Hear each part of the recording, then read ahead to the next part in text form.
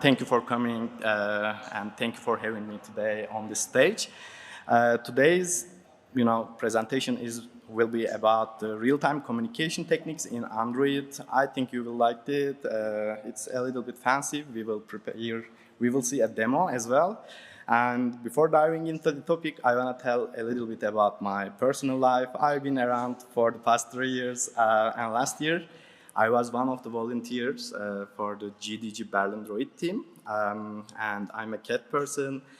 In my home, I have a beautiful cat, and I have my Ubuntu server. I use this server for my personal backend projects, such as Midjourney Compose multi-platform. And lastly, one more thing about me and Keytor. 7 years ago, when Keytor was an experimental framework, I did an interview with the team. Today, I still believe the future is quite bright for the Keytor. And then let's get started. The goal of this presentation is to provide a comprehensive understanding of different communication protocols, servers and events, as known as SSE, HTTP, and WebSockets. We will explore within the context of a Kotlin multi-platform application using Keytor backend and an Android frontend. Attendees will gain insights into features for each protocol. By the end of the session, you will be equipped with knowledge to make the decision on which protocol best suits for your specific use case. Real-time communication refers to the exchange to information instantly at the moment it is created. This means the data transfer happens with minimal latency, allowing for immediate interaction. Real-time communication is vital for applications where timely data updates and user interactions are critical, such as chat application, live gaming, financial services, and collaborative tools.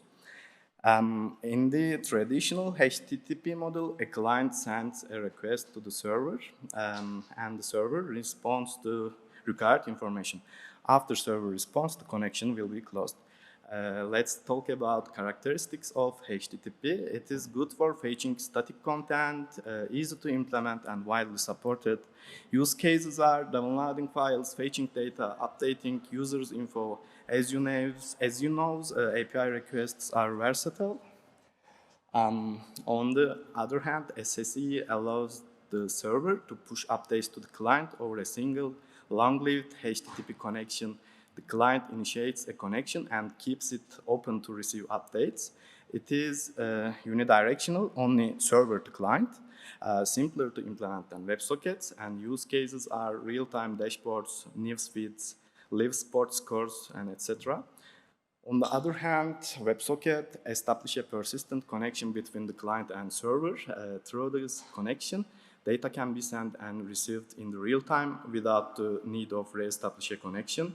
Once again, it offers low latency communication.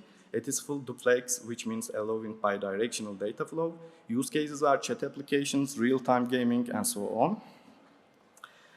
Choosing the right communication protocol depends on the specific needs of your application. While traditional HTTP is straightforward and sufficient for fetching data, real-time techniques like WebSocket and SSE provide a necessary functionality for dynamic, interactive, and low-latency applications. So far, we have progressed with the theoretical knowledge. In the upcoming minutes, we will discuss implementation details and see an example. Before we start the technical details, I want to remind you that you can find the project on GitHub. The QR code will be provided on the last page. Okay, let's take some code. When you see the message object in this presentation, think of it as just a simple data class. HTTP requests and response is a form that network communication that we will quickly go over, as 90% of us are quite familiar with it. I want to go over quickly, but at the top you can see a definition of GET request on the Keytor server. At the bottom, within the shared code block of the code, it is the part where Android client's request is defined. And when using the SSE endpoint on the Keytor side, we didn't have a plugin in the early days. There was a common usage as shown in the example. Here we use coroutines. As long as the scope is active, the system time will send to clients every second. And as of today, the latest version for Keytor is around 2.3. And the Keytor team released an artifact and plugin for SSE for the server-side project. Starting from the beta version of 3.0, the SSE plugin can be added as a dependency. Thanks to the plugin, defining an SSE endpoint is now much easier. By adding the plugin to your Keytor application, you can quickly create an endpoint. Well, SSE, the same applies for the WebSocket as well. Occasionally throws a broken pipe and an exception. What does this mean? It simply means that one of the clients closed the connection. No worries, it's okay. However, thanks to coroutines and structured concurrency, all child jobs are being closed as well. Soon we will touch on the best practices here.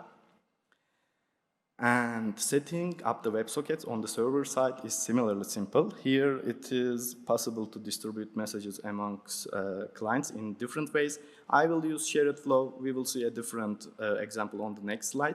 So I'm creating a shared flow here because different clients will be able to send a message to each other for broadcasting purposes in this demo application. Again, within the socket, while sending messages to the client with send function, Keytor backend receive each message sent from its client with the consume each suspend function. Eventually, the connected client's connection is closed. We cancel the coroutine job, which was observing. It's quite simple.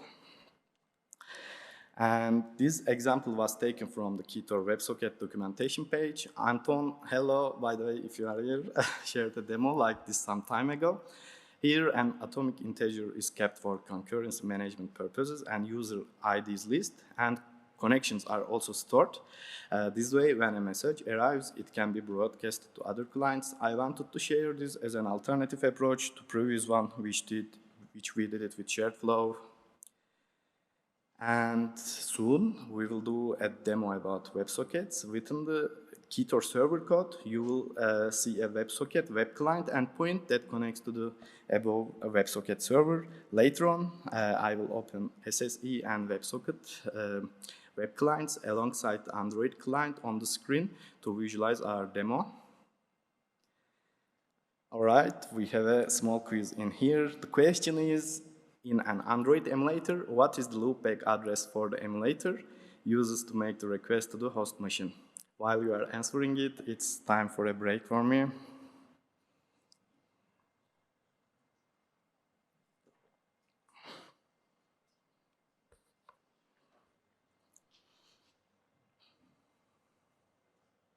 All right.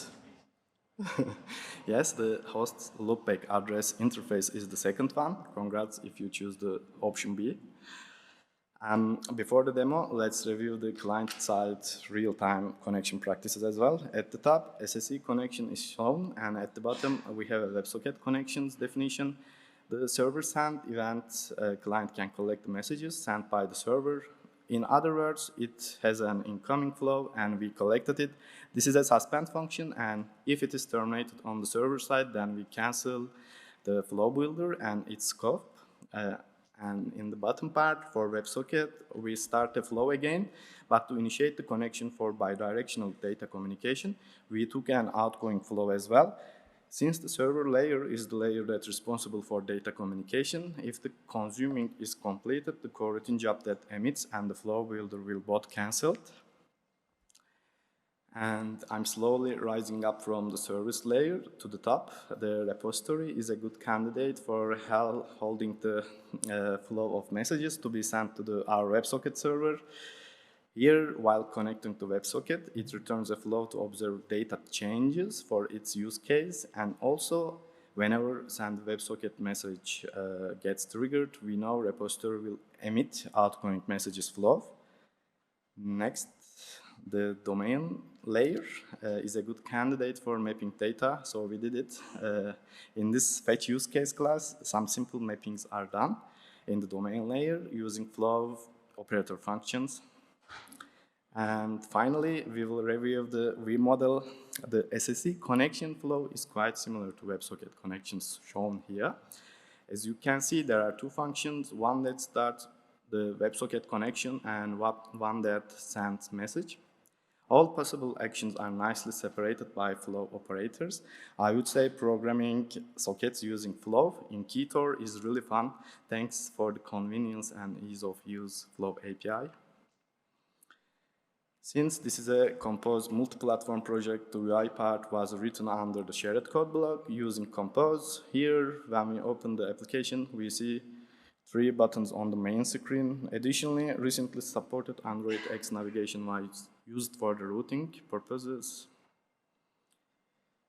And we will look at one of our 3 main screens. The others are quite similar. We have our SSE screen composable function with the support of Android X lifecycle and runtime libraries. This is no different from writing normal Android application. With this, we have completed the UI side. And let's see the prepared demo in action. Now, okay, so here, yes, as you can see on my screen, we have 2 web clients opened for the Keytor backend application. But before the front-end side, I would like to show the application for Android. We have 3 buttons previously seen on the screen. One of them is REST. When I click the REST button, I see the click to fetch button as well. When I click it, returns the hello from KMP Keytor REST API. Simple. The 1 second added for the demo purposes. And when I click the SSE button, I see the similar button once again, which is click to fetch SSE button. When I click this one from the code, as I remember, every second I will be getting the latest time information. It is just Kotlin X serialization and JSON response. Every second my server sends to my clients like the real-time updates on the dashboards.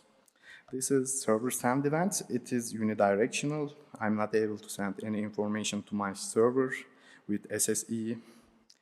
And lastly, for the WebSocket, okay, we have again connect to WebSocket button on my screen. When I click this, okay, I see a spinner and a wheel button.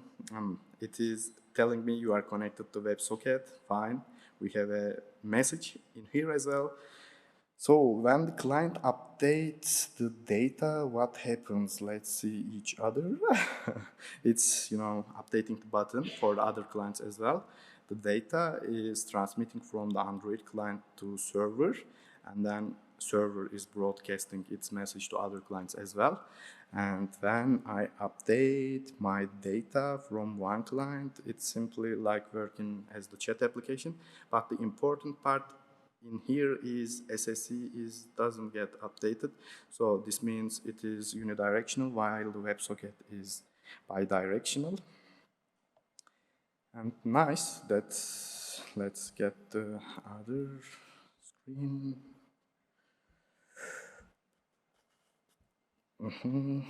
Okay, we've seen our demo. And so far, today we have reviewed the differences between HTTP, SSE, and WebSockets, explored the practical and theoretical examples, and showcased a demo integrating these technologies within a composed multi-platform application. Yes, we have reached the end of another session. I hope you liked my presentation. You can find the GitHub repository and examples by scanning the QR code. I wish everyone have fun at droidcon Berlin. You can ask your questions if you have any, and thank you for listening to me.